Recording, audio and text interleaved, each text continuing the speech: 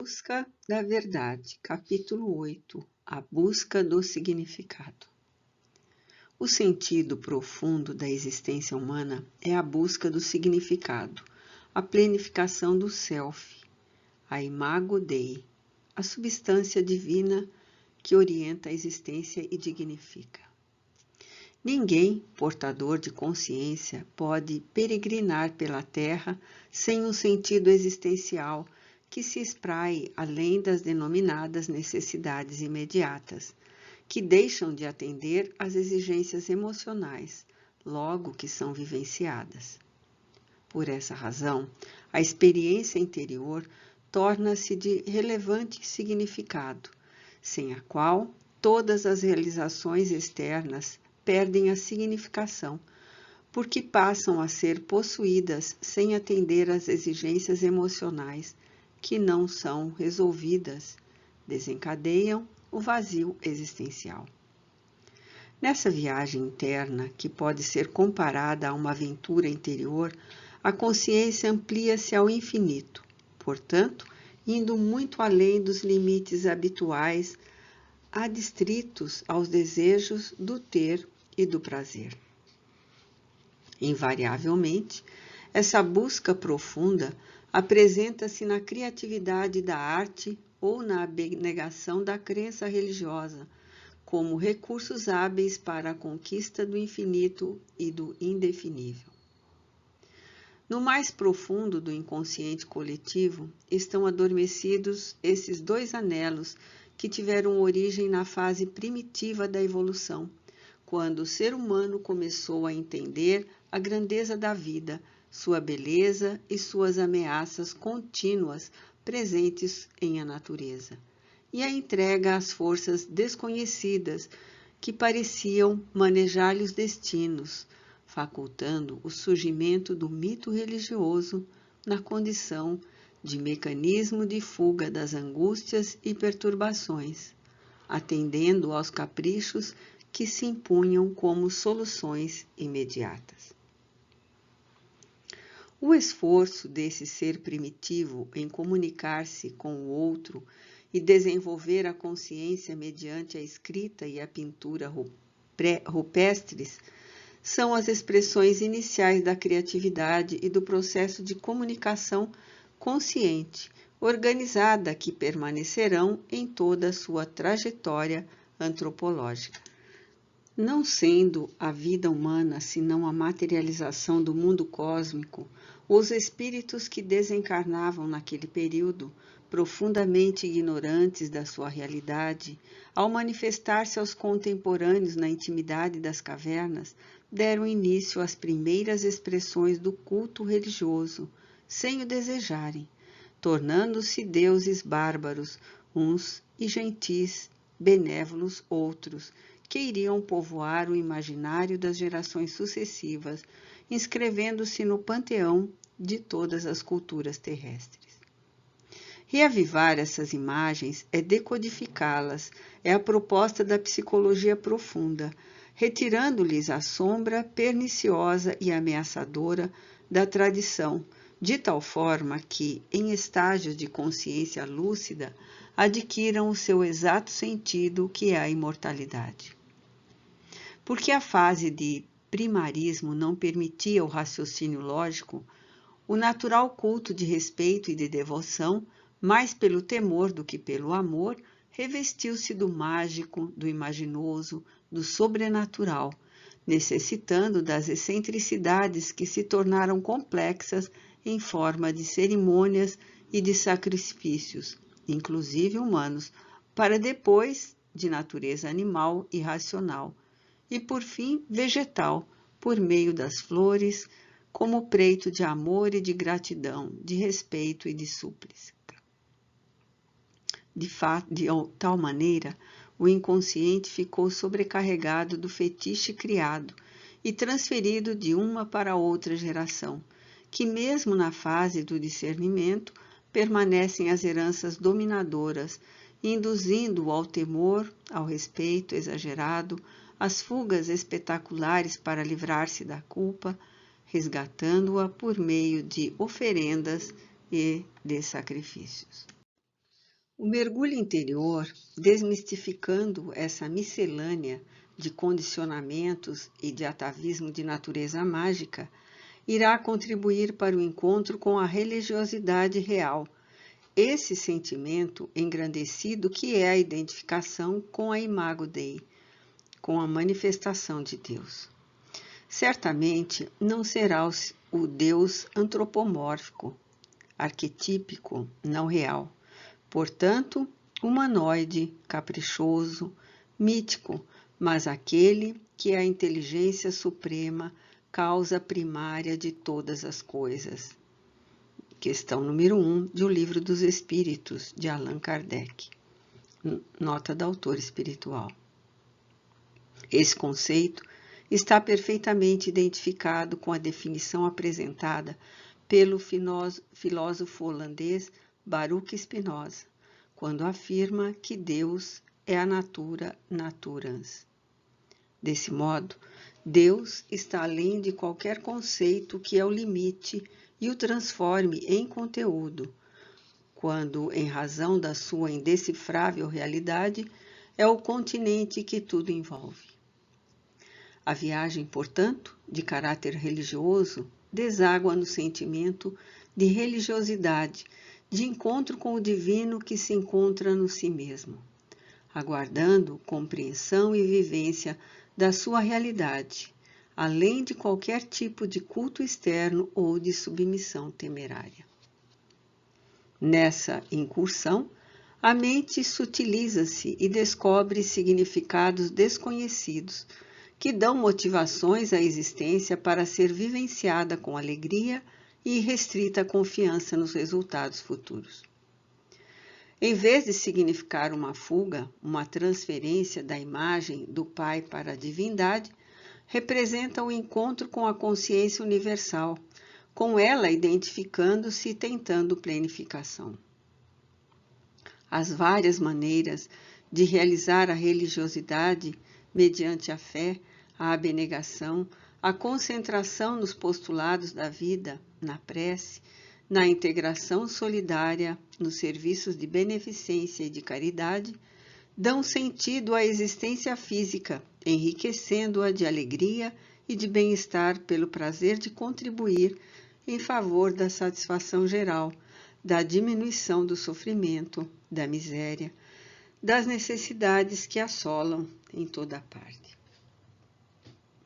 Imediatamente, a criatividade, nesse momento, também se expressa grandiosa numa explosão de imagens que necessitam de ser exteriorizadas, dando lugar à arte que se transforma em poderoso recurso de beleza, traduzindo as fixações que se encontram no inconsciente, transitando das formas grotescas ao classicismo e chegando às profundas manifestações do modernismo, do cubismo, do surrealismo, do abstracionismo, porque não podem, na pintura, na música, na escultura, por exemplo, ficar contidas no reduzido das formas.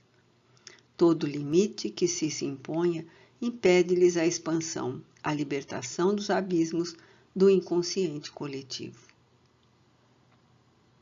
Em todo período de crise, de indecisão e de perda de significado existencial da sociedade, ocorrem mudanças algumas radicais em relação ao já experienciado, ao conhecido, em forma de ânsia de libertação das imposições castradoras anteriores.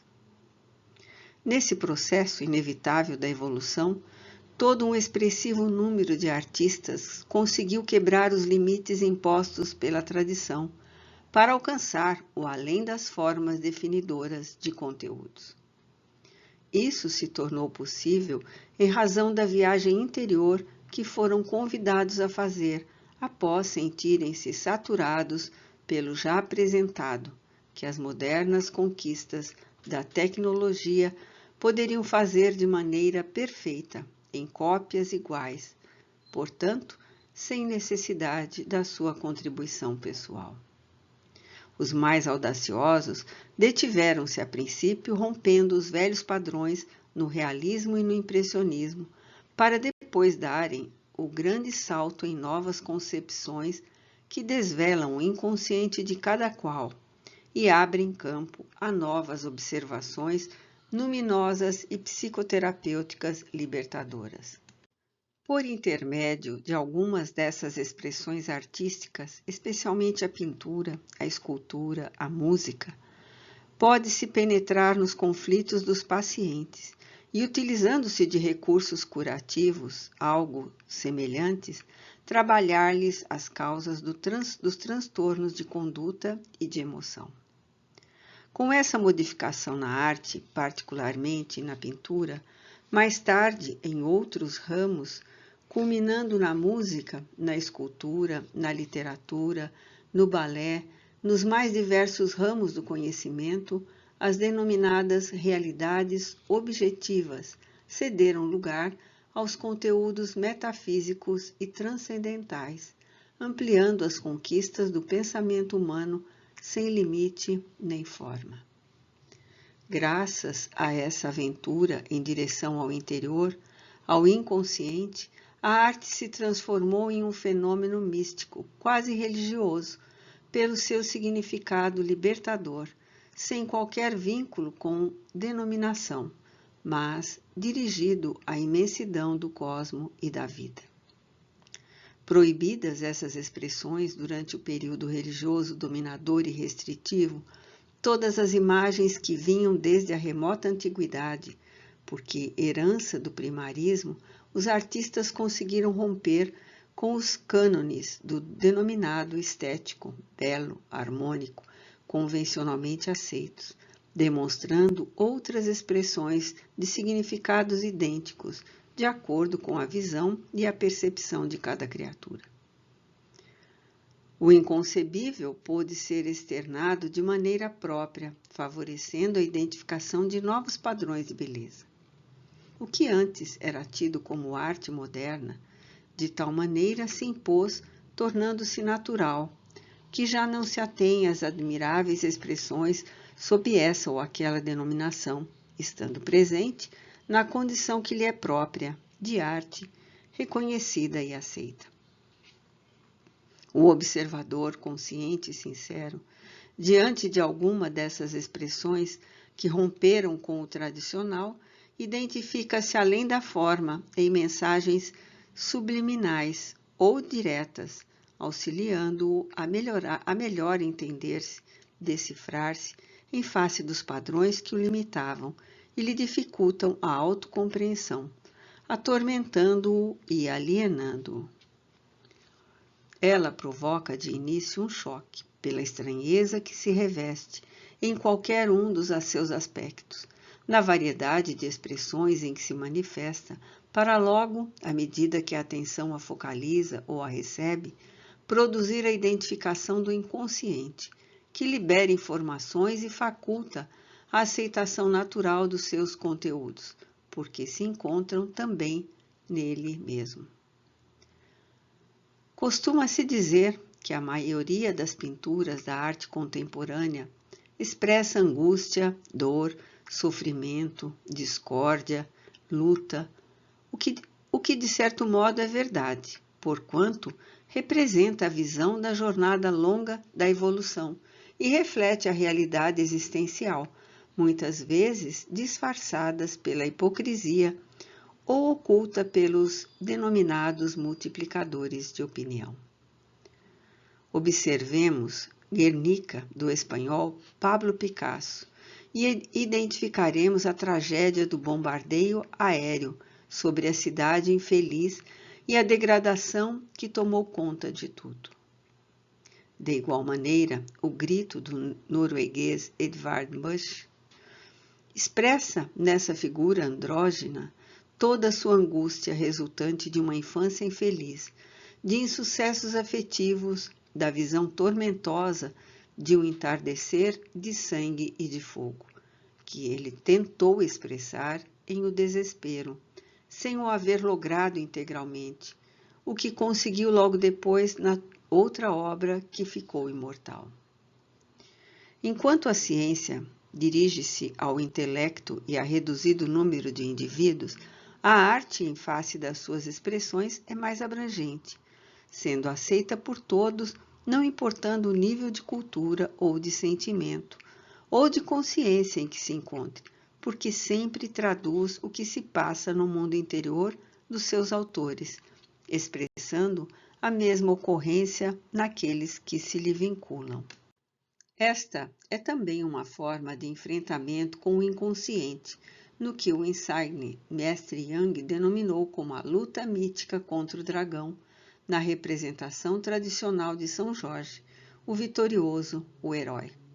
Nada obstante, essa é uma luta antiga, realizada pelo espírito que tem necessidade de superar os impedimentos da matéria em que se ergastula durante o processo da evolução, para desvelar as potências nele adormecidas, o seu Deus interno.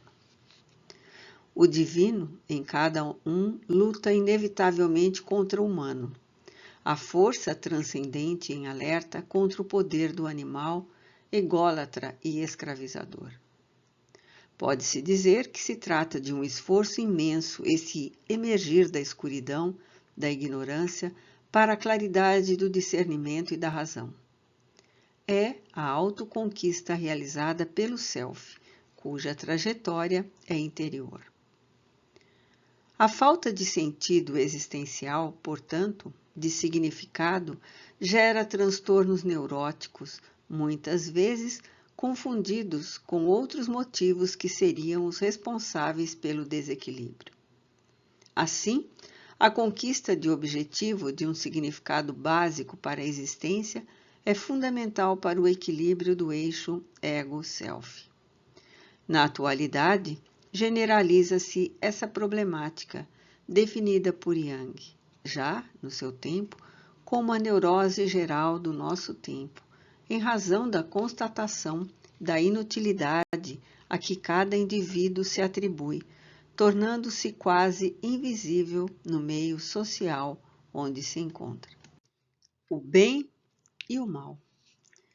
Desde quando a razão e a consciência começaram a desenvolver-se no ser humano, a dicotomia do bem e do mal se apresentou de maneira conflitiva. Antes, no período de vivência do mitológico Jardim do Éden, a inocência não pôde identificar o que significava o bem, o que representava o mal, em razão do estado paradisíaco de total ignorância moral. No momento em que os impulsos, especialmente os da sexualidade, quebraram a harmonia existente, impondo-se tudo era natural, porque defluente das necessidades biológicas. Lentamente, porém, os sentimentos e o discernimento apresentaram-se para estabelecer o que era edificante em relação ao que se fazia perturbador e destrutivo. Nesse surgimento do self, percebeu-se a necessidade de estabelecer-se critérios, iniciando-se pela condenação do incesto, proibindo-se e impedindo-se comportamentos que se consideravam perniciosos, dando lugar ao claro escuro da fronteira entre o bem e o mal.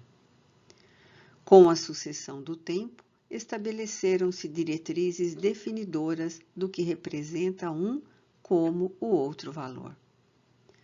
As diversas doutrinas religiosas do Oriente e as filosofias do Ocidente apresentaram normativas de significação para a felicidade e a vivência do que se considerava o bem em detrimento dos comportamentos que produzem o mal. O maniqueísmo, por exemplo, criado por Manés, nascido na Pérsia no século III d.C., depois do aparecimento de um anjo por 2 vezes, levou-o a selecionar os princípios de algumas doutrinas orientais existentes, do zoroastrismo e do cristianismo, estabelecendo que o bem e o mal estão presentes na vida de todos os indivíduos e que o mundo encontra-se dividido exclusivamente nessas 2 constantes, sendo o objetivo da existência a vitória da luz contra a treva, da verdade contra a impostura. O maniqueísmo espalhou-se com muita facilidade pelo mundo de então, apresentando os dois lados do comportamento em forma de sombra e de claridade, no qual os justos que a tudo renunciassem lograriam a plenitude. Embora o cristianismo, muito antes, mantivesse de certo modo a mesma observância, o conceito de Jesus a esse respeito é mais amplo, demonstrando que todas as experiências humanas contribuem para o processo de libertação do ser da ignorância que nele predomina, sendo o mal uma conjuntura transitória, na qual somente o bem tem prevalência. O apóstolo Paulo, por sua vez, prescreveu que se deve vencer o mal com o bem. Essas propostas, especialmente a maniqueísta, ainda em voga, são portadoras de comportamentos fanáticos definitivos, gerando graves conflitos na cultura, na sociedade, porque aquilo e aquele que são bons, que representam o bem para determinado segmento humano, são maus para outro. Condutas consideradas socialmente aceitas e dignas de um povo recebem reproche de outro, que as tem em condições de agressividade e de primitivismo. Esses conceitos, portanto, não podem ser considerados de modo absoluto. O que significa, porém, o bem? Tudo aquilo que contribui em favor da vida, do seu desenvolvimento ético e moral, a sua construção edificante e propiciadora de satisfações emocionais é considerado como bem. Necessário, no entanto, evitar confundir o de natureza física com a emoção de harmonia, de equilíbrio interior, de felicidade que se adquire por meio de pensamentos, palavras e ações dignificantes, não geradoras de culpa. O mal, por sua vez, é tudo quanto gera aflição, que se transforma em problema, que trabalha pelo prejuízo de outrem e do grupo social, levando ao desconforto moral à destruição. Entretanto, do ponto de vista educacional, se for observada criteriosamente essa ocorrência, poder-se-á constatar que muito mal, de determinado momento, administrado corretamente, pode transformar-se em grande bem. Por outro lado, o que pode parecer um mal para determinado indivíduo proporciona-lhe o despertar da consciência, o caminho que o levará ao autodescobrimento. Há dificuldade, muitas vezes, em diferenciar-se no íntimo o que é bem e o que é mal, dá origem à sombra, que também tem raízes no ego dominador e arbitrário. Allan Kardec, em O Livro dos Espíritos, interrogou os espíritos superiores conforme a questão de número 630. Como se pode distinguir o bem do mal?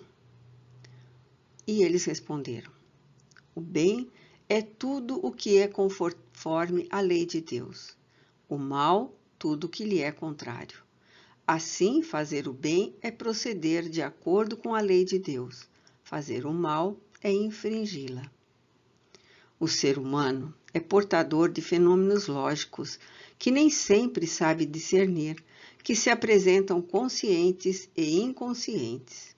Inicialmente, no processo evolutivo, era tudo instinto e paixão. Adquirindo, através do desenvolvimento antropológico da evolução, a consciência de si, a conquista da razão, dentro de uma área restrita, que ainda não pôde abarcar a totalidade das ocorrências interiores e emocionais, auxiliando-o no comportamento mais compatível com o estágio de lucidez alcançado. No seu íntimo estão os desejos do prazer ou o gozo e a realidade, conforme as conclusões do eminente Freud.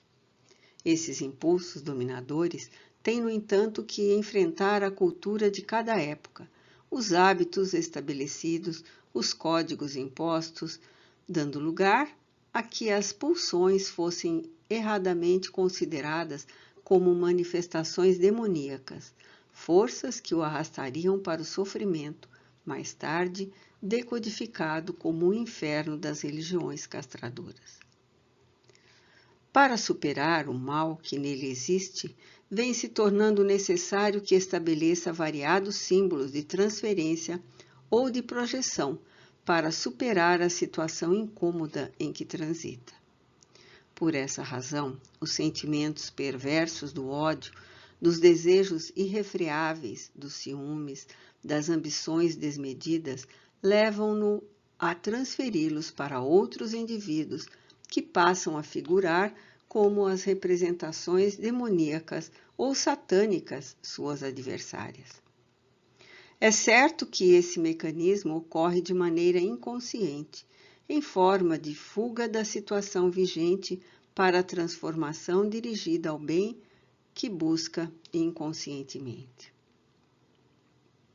Nessa visão torpe e insensata, surge a luta feroz, mediante a qual o bem deve destruir o mal, na qual se devem envidar todos os esforços, mesmo os mais infames, para a vitória que não passa de derrota interior, porque os mecanismos da batalha são nefastos, portanto, igualmente maus. Esse fenômeno sempre ocorre quando se deseja exterminar um adversário, que pode ser um indivíduo como uma raça inteira, uma ideia como um grupo idealista, apresentando-o na condição de personificação demoníaca, contra a qual todas as armas podem e devem ser utilizadas a fim de aniquilá-los. Em realidade, a substituição do mal pelo bem, ainda conforme o conceito paulino, é o mais eficiente recurso para que se estabeleça o equilíbrio emocional no indivíduo e no grupamento no qual se encontra. Toda vez quando alguém se põe contra algo ou alguém, é inevitável que se arme ou que se transforme no mal. Todavia, quando se põe a favor do bem, desarma-se e logo ama, o que modifica totalmente a questão, demonstrando a excelência do seu propósito.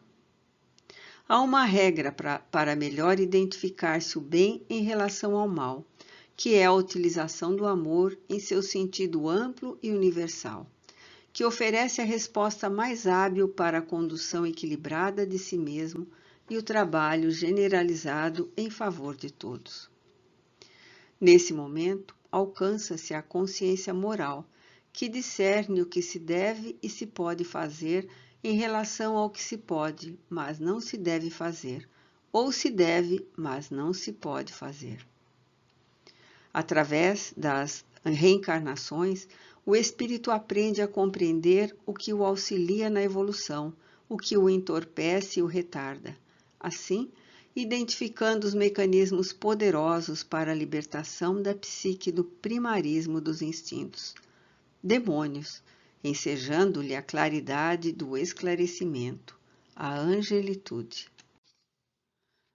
A Imago Dei, que nele se encontra, traz-lhe a pulsão do bem, da vida, que rompe as camadas grosseiras das tecelagens cerebrais, a fim de expressar-se em pensamentos, palavras e ações, que assinalam o estágio de saúde real ou de patologias defluentes do comportamento imposto pelos instintos.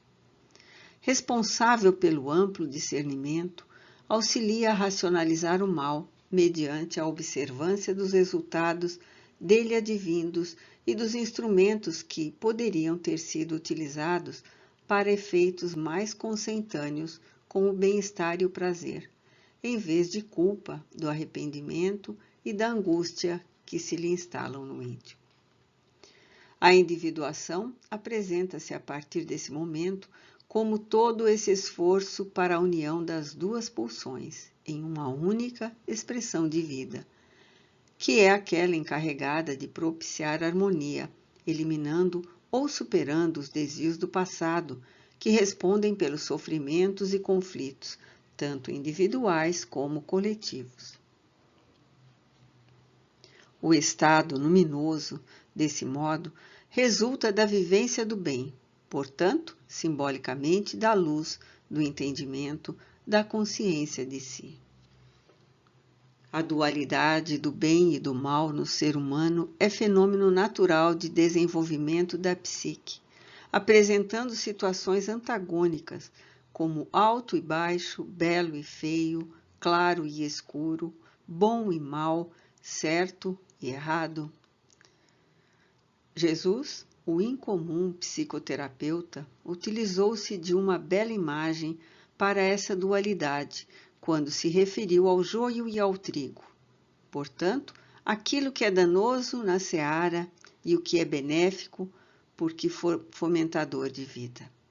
Ao mesmo tempo, propôs que não se resistisse ao mal, ao que equivale a dizer que através da ação cordial e perseverante, sem entrar em oposição ao pernicioso, consegue-se a situação ideal, a vitória sobre o que é prejudicial. O bem, portanto, não é a ausência do mal. Assim como o mal não pode ser considerado como fora do bem, mas experiências que podem ser conduzidas criteriosamente pela consciência para a autoconquista. Muitas vezes, em face da ausência de consciência moral, o indivíduo interpreta equivocadamente uma ou outra dessas situações, sendo, portanto, a responsabilidade da escolha conforme o nível de conhecimento de estrutura moral e espiritual. Do ponto de vista psicológico, a adoção do bem representa saúde emocional e discernimento moral, ambos propiciadores de bem-estar, dando significado à existência, porquanto, à medida que o indivíduo se educa, disciplinando os impulsos decorrentes do primarismo, experiencia verdadeiro estado de plenitude. Isso não o impede de viver momentos de definição, de dúvida, de incerteza, avançando, porém, na linha direcional do equilíbrio que se impôs. Pensa-se erradamente que a prática do bem impede que o mal se apresente. Enquanto não for diluído nos painéis do inconsciente, periodicamente ressuma em forma da fissão da psique, como força demoníaca, que deve ser orientada, jamais impedida. Reconhecer, portanto, a presença do mal no si mesmo já é uma forma de identificar o bem. Igualmente se confunde o não fazer-se o mal como um grande bem, quando em verdade não fazer o bem constitui um tremendo mal, não bastando, portanto, apenas deixar-se de o mal praticar. Toda vez que se pode iluminar, espraiar o trigo generoso e não se realiza esse dever, amplia-se a área de sombra e domina o escauracho prejudicial. E como regra fundamental para que ninguém tenha dúvida quanto à vigência de um ou de outro no cotidiano, asseverou Jesus com sabedoria: vede o que querieis que vos fizesse ou não vos fizessem. Tudo se resume nisso. Não vos enganeis. O Livro dos Espíritos, resposta à questão número 632. Os sofrimentos no mundo.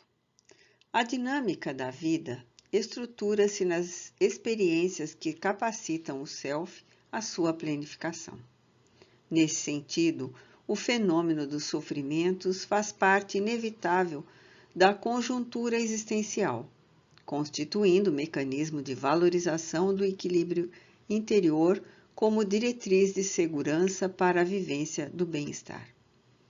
Acreditar-se na ausência dos sofrimentos no mundo constitui utopia elaborada pela ilusão decorrente do mito a respeito do paraíso perdido, onde tudo contribuía para a felicidade, que certamente, após vivenciada por largo período, se tornaria fastidiosa, desinteressante, pela falta de estímulos para novas conquistas e realizações. O ser humano tem necessidade de constantes desafios que lhe facultam o desenvolvimento dos recursos não conhecidos, que despertam sob os estigmas do desconforto pessoal, das dores, das incertezas, das lutas propiciadoras de conquistas novas. A ânsia de liberdade plena por si mesma é geradora de sofrimento, quando da impossibilidade existente de eleger-se apenas o bem em detrimento do mal, em face dos impulsos primários e das circunstâncias hostis da convivência social, que permanecem íncitos no inconsciente individual, assim como no coletivo. A estabilidade orgânica, igualmente, é portadora de relatividade muito expressiva, porquanto altera-se a cada momento, pelo processo da renovação celular, das injunções emocionais, dos fatores existenciais e reencarnatórios, produzindo os inevitáveis sofrimentos. Ei-los, portanto, de natureza física, emocional, mental, social, econômica e de outras expressões. Foi a observância desse sofrimento que levou o príncipe Siddhartha Gautama, o Buda, à reflexão de que tudo no mundo é sofrimento, apresentando as suas 4 nobres verdades, estudando as suas causas e consequências, os mecanismos de libertação e as técnicas da harmonia integral. Descobrindo a presença da sombra inaceitável para a grande maioria dos seres humanos, ele propôs a compreensão da mesma e a sua aceitação, trabalhando o eixo ego-si mesmo, de maneira a diluí-la quando causada pelo sofrimento ou do sofrimento gerada. É normal que o indivíduo se pergunte se é livre para eleger a maneira de viver apenas o bem. E claro que logo defronta com a resposta em torno dos limites dessa liberdade, como efeito das circunstâncias em que transita no corpo. A opção negativa apresenta o efeito do sofrimento, hoje como recurso para a conquista do equilíbrio mais tarde. O denominado mal é uma presença natural no psiquismo, como as experiências negativas do primarismo que se inscreveram no cerne do ser, definindo os rumos que normalmente se alteram quando a dor se instala e a necessidade de ser feliz apresenta-se em caráter de urgência. Aí se originam as experiências reencarnacionistas, mediante as quais, em uma existência, se reparam os erros da anterior, transformando em conquista o que antes fora prejuízo, aprimorando os sentimentos e desenvolvendo o intelecto, de modo a enriquecer o self e predispô-lo à real individuação. Muitos obstáculos, no entanto, surgem nesse cometimento, derivados da sombra e de outros arquétipos que são construídos durante a vilegiatura evolutiva.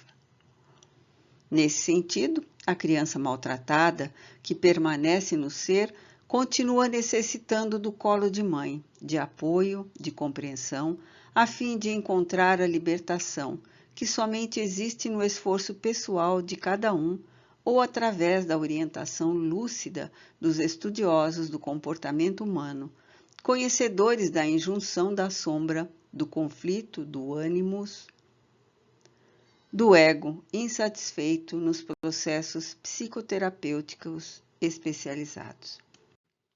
Enquanto permanecem as ambições infantis disfarçadas de aspirações do amadurecimento psicológico, os sofrimentos no mundo prosseguem dominando as criaturas em todos os segmentos da sociedade, sob o falso conceito de que bem-estar é ausência de preocupações, de responsabilidades e de enfermidades, predispõe à perda de identidade dos objetivos essenciais à existência, substituídos pelo prazer do imediatismo fisiológico. Os sofrimentos encontram-se no mundo porque os espíritos que o habitam ainda permanecem num período de desenvolvimento ético-moral em que a dor lhes constitui uma necessidade psicológica. Proceder bem para não sofrer, cumprir os deveres, a fim de não ser penalizado, trabalhar pelo progresso da sociedade para fruir benefícios tornou-se uma transferência do Deus-temor ancestral pelo negocismo interesseiro, mediante o qual Deus retribui em bênçãos tudo quanto se faz de bom, punindo severamente quando se pratica o mal. O mal como o bem são relativos, não podendo ser um caráter de conceituação absolutista, em face dos seus próprios significados, facultando ao discernimento as boas ações como frutíferas para aqueles que as praticam, em razão da satisfação pelo praticá-las, e não apenas pelos interesses pessoais em jogo. Quem conduz perfume impregna-se da mesma forma como ocorre com aquele que carrega putrefação. Quando se opera em termos de saúde emocional e significado psicológico, satisfações profundas ressumam do inconsciente e tomam conta da realidade consciente, estimulando a continuação do comportamento e da plena sintonia com o imago Dei, ampliando o raio de pensamento na direção de Deus. Nesse acrisolar do arquétipo divino em si mesmo, estabelece-se um canal com a causa absoluta, proporcionando a conquista do reino dos céus. Portanto, o não sofrimento, porque mesmo o desconforto, uma perda, os prejuízos de uma ou de outra natureza, deixam de ter a significação que lhes é atribuída, tendo-se em vista o essencial para a psique, que são as aspirações do belo, do quase inatingível, do transcendente. Os sofrimentos no mundo, portanto, defluem dos dramas existenciais dos indivíduos em desajuste e em carência afetiva, tresmalhados do rebanho, aguardando que o pastor deixe as demais ovelhas para buscá-los.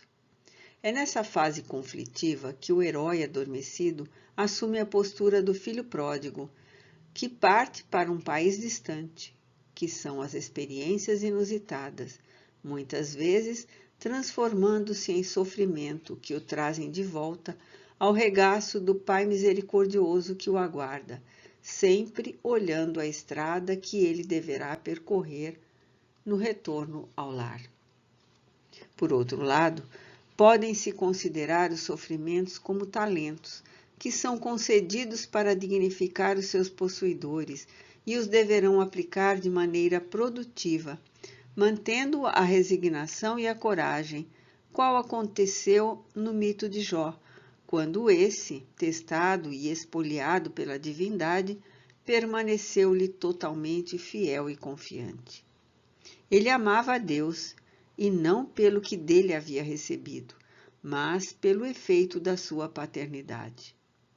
Apostando com Satã, esse outro mito arquetípico do inconsciente humano, Deus resolveu experimentar Jó para provar que ele lhe era fiel.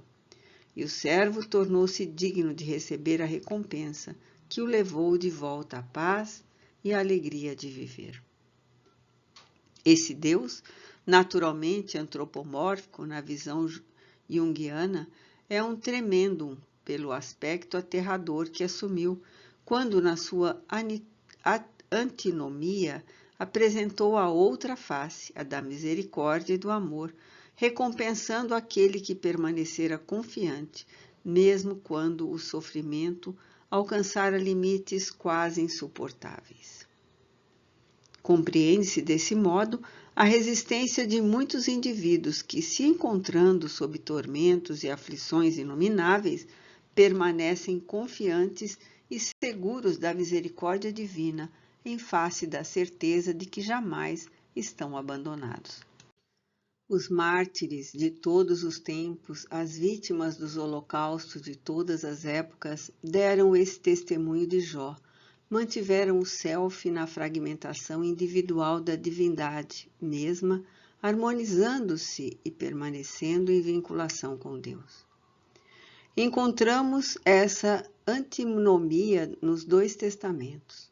No velho, Deus é inclemente e gosta de ser temido, enquanto que no novo é misericordioso e compreensivo, desejando somente ser amado na condição de Pai. Eis, pois, que se encontra presente no self essa fissão da psique, aguardando a ocorrência da fusão mediante a superação da sombra pela presença do amor. Desse modo, o mal não desaparecerá de uma para outro momento do mundo, porque ele é o inverso do bem, a se transmudar, adquirindo as qualidades do último. Assim mesmo, no auge das amarguras, dos desaires, das aflições, de tudo quanto significa o mal gerador dos sofrimentos, existe à luz uma réstia em plena treva, sombra, apresentando a solução, propondo o reencontro com Deus. Além da consciência do ser, no psiquismo profundo, temporariamente, Deus apresenta-se nesse aspecto ambivalente. O temor e o amor, que atendido pelo self, capaz de discernir, irá fundir-se no amor no processo de iluminação interior, saindo da sombra existente. Quando se sabe encarar o sofrimento como uma necessidade de entendimento do ego, com todas as suas máscaras, inclusive a do bem aparente, o trágico e o desvalimento transformam-se em alicerce para a construção da realidade humana, no seu sentido divino e transcendente, porque o ser em si mesmo é indestrutível, é imortal. Como valioso contributo para a vitória nesse teste da evolução, a prece, que significa comunicação com Deus através do pensamento otimista e confiante, proporciona a captação de energias poderosas que dão resistência para as lutas transitórias que se encarregam de eliminar as sucessivas camadas de primitivismo, de paixões asselvajadas em predomínio, diluindo-as até o cerne onde está o imago Dei, gentil e pura, aguardando ser encontrada para tomar conta do indivíduo todo.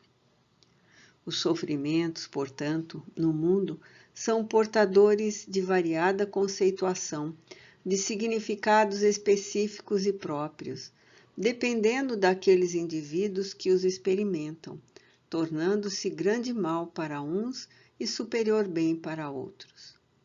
Estranham-se muitas vezes as resistências morais de que são portadores determinados indivíduos que, postos a provas de sofrimento inenarráveis, permanecem tranquilos e estoicos, como ocorreu durante o holocausto do povo judeu nas garras impiedosas dos nazistas.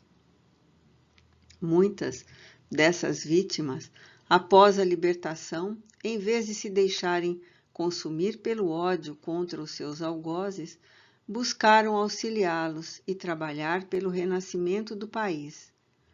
Quando interrogados, afirmaram: o ódio não nos trará de volta os afetos assassinados, as alegrias roubadas, a saúde vilipendiada, a vida perdida. Somente pelo amor poderemos demonstrar que nenhuma força física, política ou social é mais poderosa do que a confiança em Deus. Dentre muitos desses sobreviventes, um deles, de nome o Alegre Gui, que houvera padecido horrores no campo de extermínio de Auschwitz, prosseguiu sorridente e gentil, auxiliando o povo que o havia esquecido e aqueles que o haviam infelicitado em hediondos processos de crueldade. Apesar dessas reflexões, existem indivíduos emocionalmente fragilizados, que diante do sofrimento, vinculados teoricamente a qualquer denominação religiosa, sentem-se defraudados e interrogam aflitos. Por que Deus permite que isso me aconteça? Onde está Deus que não me vem em socorro? Será que realmente existe Deus? O seu conceito a respeito da divindade é mágico. Retrocede ao período primário em que o arquétipo do miraculoso predominava no seu inconsciente, a tudo resolvendo, impedindo que acontecessem as experiências iluminativas, ou cujas conquistas podiam ser conseguidas mediante o tráfico de milagres por meio de espórtulas, dízimos, doações materiais. Pululam ainda hoje na sociedade pacientes portadores dessa estrutura emocional deficitária. A verdadeira fé, aquela que é racional e se fundamenta na experiência da imortalidade, é a única portadora das existências morais para os enfrentamentos que se expressam como solidão, sofrimento, silêncio, expectativa, angústia. Quando qualquer desses fenômenos psicológicos que produzem dor se abatem sobre os portadores de espiritualidade ou de maturidade emocional, ei-los que possuem um reservatório de forças transcendentes, que aurem em Deus e logram superar as situações mais perigosas e os acontecimentos mais afligentes e danosos. É fácil a constatação desse fato nos enfermos pelos quais se ora, que conseguem, sem saber desse contributo de estranhos, apresentar melhoras nos problemas orgânicos que experienciam. Quando, por sua vez, oram, adquirem mais resignação, enfrentam a situação de maneira saudável e recuperam-se mais rapidamente. Por fim, quando se ora por eles e tendo conhecimento, eles também oram. Os efeitos são muito mais imediatos e durante o trânsito da enfermidade, as terapias tornam-se mais eficientes. Compreende-se que essas pessoas, em face da fé, da força mental de que dão mostras, estimulam os neurônios a produzirem as substâncias propiciadoras do reequilíbrio, da saúde, da harmonia. Quando Jesus era convidado a curar alguém, ele sempre interrogava: Tu crês que te posso curar? Ou, tu queres que eu te cure?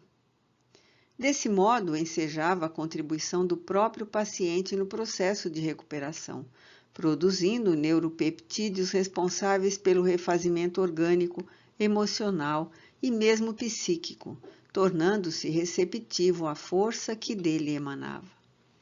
A ação, portanto, da vontade em qualquer área de comportamento é relevante por ensejar a produção de neurocomunicadores que promovem a saúde. A fé religiosa saudável, bem direcionada, também adquire e oferece significado à existência humana, emulando o crente ao prosseguimento dos compromissos que abraça, dignificando-se com os esforços que empreende para ser sempre melhor e luminoso, como resultado das disposições internas voltadas para a felicidade. Os indivíduos dúbios e imaturos psicologicamente encontram-se despreparados para o sofrimento, sempre esperando que a solução venha do exterior de outrem, permanecendo na mesma dependência em que transcorre a sua existência, sem o esforço pessoal para a aquisição da consciência lúcida e produtiva. À medida, portanto, que sejam adquiridas as consciências de si, a compreensão do significado existencial, o dever de superar a sombra após aceitá-la, o sofrimento cede lugar ao estágio de harmonia propiciadora de individuação. A individuação. A busca do significado na existência humana deve expressar-se no rumo da individuação, o que equivale a dizer da própria identidade, que não se circunscreve ao conceito de individualismo, mas de individualidade, que induz ao conhecimento real do que se é e não apenas do que parece ser no turbilhão das exterioridades do ego. Para o eminente Jung, O co-criador do termo, o significado é que a existência se realize como individualidade do self, como perfeita integração do si mesmo, da sua totalidade, o que não significa sua perfeição, que constitui um ideal. Trata-se do esforço que deve ser envidado para que se alcance a perfeita consciência da sua realidade, sem disfarces, como realmente cada um é, sem o conflito de somente apresentar-se com características que não são verdadeiras. Compreende-se que se trata de um esforço titânico, porque o arquétipo luminoso do self apresenta-se como um tentame que pode ter repercussão perturbadora e inesperada, como no caso da autopresunção de desejar tornar-se um super-homem, conforme sonhado por Friedrich Nietzsche no seu delírio masoquista, ou um homem-deus. Indispensável evitar-se tais ambições, considerando que a conquista não pode levar a esquecer-se a realidade do ser individual que se é, os limites naturais de humanidade que o caracterizam. Enquanto o self é a expressão da divindade interna no ser humano, nessa busca, a da individuação deve apequenar-se até a postura do ego, tornando-se consciente da sua condição imensurável da psique, sendo simultaneamente o seu conteúdo mais significativo e real. Isso exige um grande confronto em luta contínua com os constructi do inconsciente, eliminando ou iluminando as pesadas condensações da sombra, das experiências dolorosas umas, infelizes outras, abençoadas algumas e frustrantes diversas. Trata-se da conquista dos valores que se encontram programados para o vir a ser e que podem ser logrados mediante o esforço de superação sobre o ego, por meio das renúncias e compreensão do significado existencial. Não se consegue essa meta a golpes aventurescos, sob entusiasmos e exaltações da persona, porém, mediante conquistas diárias, lentas e seguras, que vão sendo incorporadas ao consciente, na razão que liberta os traumas e conflitos do inconsciente. Essa individuação pode apresentar-se num conteúdo espiritual, artístico, cultural, científico, de qualquer natureza, porquanto a sua meta é a ampliação da consciência além dos limites habituais em forma de compreensão da vida em todas as suas dimensões. Isso se dá através das transformações dos conceitos existenciais, conduzindo o indivíduo à superação dos arquétipos perturbadores. Persona, sombra, anima-os em uma consciente integração. Somente aceitando a vida, a realidade existencial, conforme é, e trabalhando para que se apresente melhor, desenvolvendo o auto-amor, respeito por si mesmo, autotransformação, intelectualização e moralidade, a fim de poder entender e participar da convivência com as demais pessoas. Essa integração do self com a realidade confere responsabilidade consciente ao indivíduo, que supera as injunções habituais dos percalços, das enfermidades, das fugas psicológicas, das transferências da culpa da criança maltratada, para lograr a maturidade psicológica libertadora. Através do processo da evolução, houve alienação em referência aos instintos, por castração, por imposições de falsa moral, de reproche ao mundo, o que tornou a consciência distante da realidade, tornando-se necessário agora, como impositivo, o retorno à compreensão de todos os valores e a conduta saudável das ocorrências do cotidiano. O desenvolvimento da inteligência contribui de maneira objetiva para a conquista da individuação, mas não através do intelectualismo sem a cooperação da conceituação moral do sentido ético-filosófico do comportamento. No conceito junguiano, a individuação plena e total não pode ser conseguida por motivos óbvios em face da sua transcendência à consciência, o que significa a momentânea impossibilidade de o espírito alcançar os horizontes infinitos da perfeição, somente pertencente a Deus. Dentro desses limites que lhe dizem respeito, a plenitude significa um estado de iluminação e de paz, não de conquista absoluta na relatividade do seu processo evolutivo. Cada indivíduo é portador da sua própria programação existencial, trabalhado pelos recursos defluentes das conquistas alcançadas no carreiro das reencarnações, não constituindo a etapa atual o último passo, a situação definitiva, mas sendo, isto sim, um segmento do conjunto que abarcará um dia quando conseguir libertar-se do impositivo da evolução. Todo o seu esforço deve ser direcionado em favor da superação dos impulsos dos instintos agressivos e de natureza egóica, desenvolvendo os sentimentos de identificação com a harmonia e o bem-estar, com os labores da solidariedade que fomenta o progresso de todos, a autoiluminação. Desse modo, o self é específico e individual, embora o seu caráter coletivo, ainda no conceito junguiano, porque representa a unidade que deve ser conquistada como o destino que o aguarda. Nessa realização individual, o self reunirá os conteúdos inconscientes aos conscientes, conseguindo uma harmonia que faculta a perfeita lucidez da destinação humana, sem os atavismos perturbadores do passado, nem as ambições desenfreadas em relação ao futuro.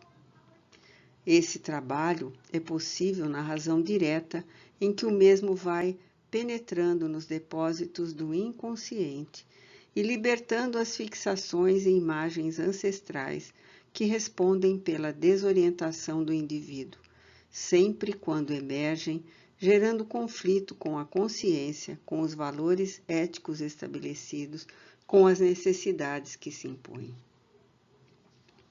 Quando se inicia a identificação desses conteúdos graves, normalmente surgem a angústia, a rejeição de si mesmo, a surpresa com os significados mórbidos e perversos, vulgares e destituídos de sentimento, que se encontravam adormecidos, podendo produzir alguns transtornos neuróticos.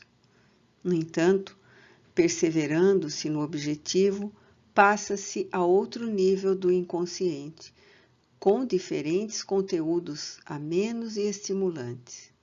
É normal que isso tenha lugar, porque toda vez que se mergulha em águas acumuladas, chega-se até os depósitos de lama, que após vencidos permitem a transparência cristalina do líquido armazenado.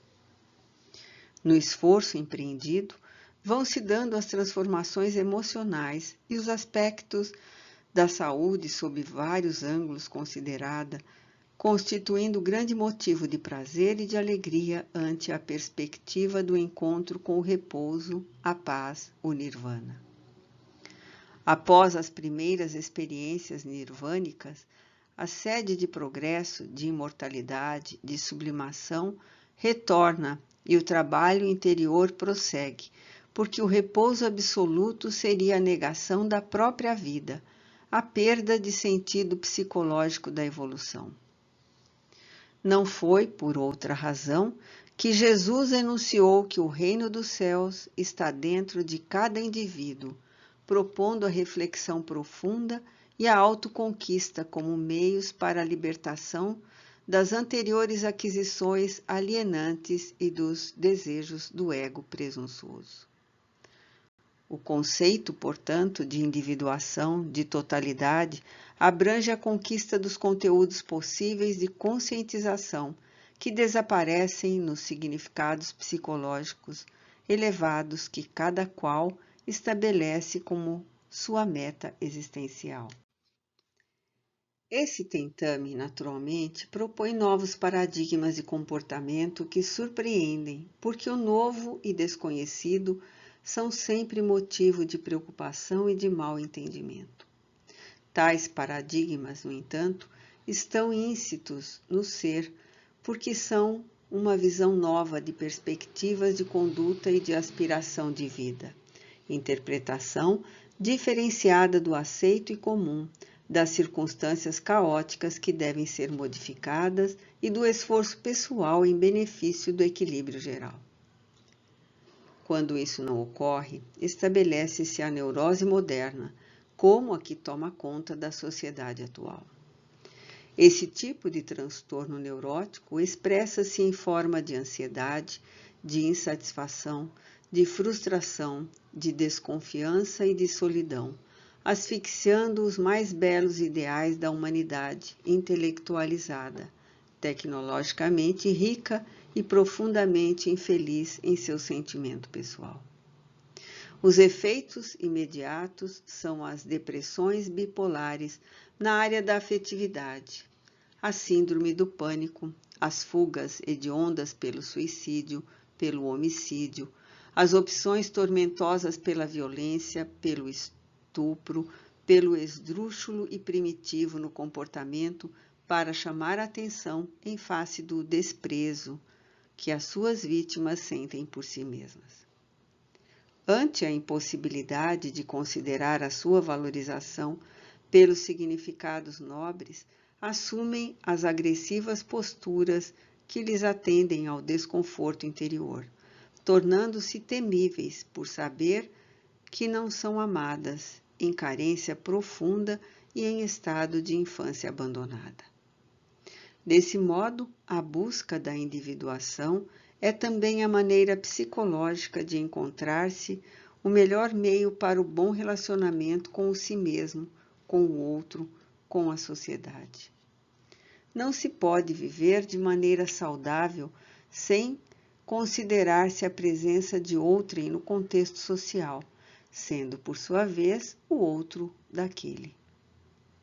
Algo somente passa a ter existência real na consciência quando é pela mesma detectado.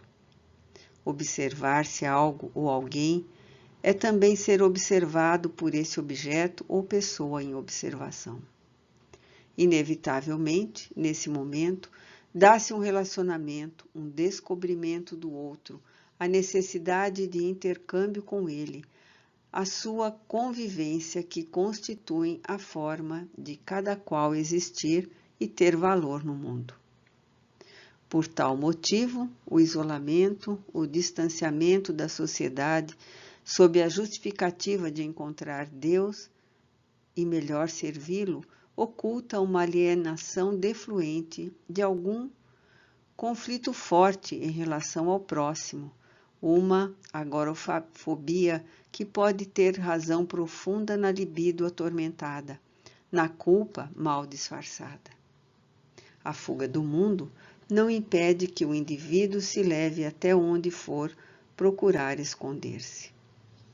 No início da divulgação da doutrina cristã, especialmente no século III depois de Cristo, houve uma epidemia de eremitas, de pessoas que buscavam a solidão, de processos autopunitivos ou de busca pela autoflagelação, caracterizando a morbidez da cultura e o alto índice de tormentos que assolavam a ética e a sociedade que se comprazia no deboche e nos absurdos de conduta, fugindo para a libertação dos conflitos. Infelizmente, porém, tornaram-se mais exemplos de inutilidade e de egoísmo do que de serviço ao bem. As propostas de Jesus, que optou pela convivência com os infelizes, a fim de ajudá-los a libertar-se de si mesmos, das suas misérias, das suas dores. convivendo com a ralé, manteve a sua aristocracia espiritual, demonstrando o mais elevado nível de individuação do self, totalizado e em integração perfeita com Deus, em nome de quem viera para amar e ensinar a conquista da saúde total e da felicidade às criaturas, constituindo-se o mais elevado exemplo de vitória sobre as circunstâncias e ocorrências de que se tem notícias. Seguir-lhe o exemplo, reflexionar suas palavras, sobretudo seus exemplos, é a mais segura diretriz para encontrar-se a individuação. Mediante a conquista da individuação, a fissão da psique torna-se unidade.